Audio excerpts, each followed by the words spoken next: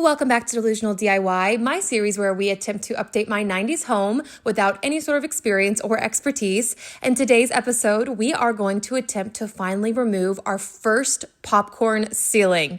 I know, this will for sure be our most delusional project we've ever attempted thus far.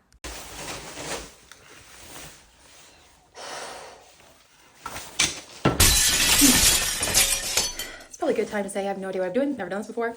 Just a girl with a dream and access to YouTube. So, supposed to let it wait to saturate, but I don't know how long that's supposed to be, so we will wait and we will watch. I just did half of the wall to make sure I'm not oversaturating, but we'll see. Now I heard you can tell if it's ready by touching it, and looky here. That looks pretty good if you ask me.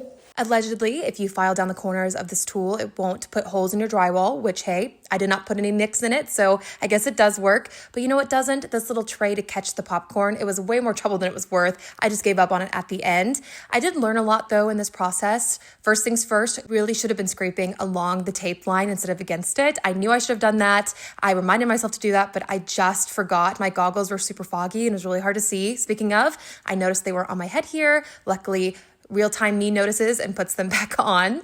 But yes, so that was the first thing. Then the second thing is to really saturate the ceiling more. I was really nervous to do that. I didn't want to damage the drywall.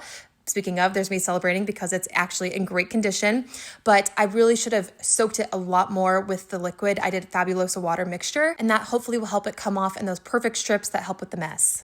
I am covered in sweat and popcorn and a water Fabuloso mixture, but it is done.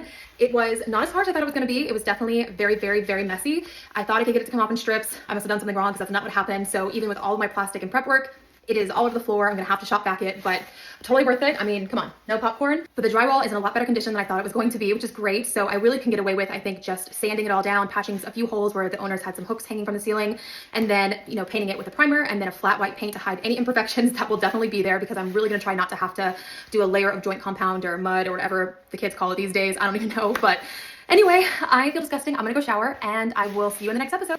Bye.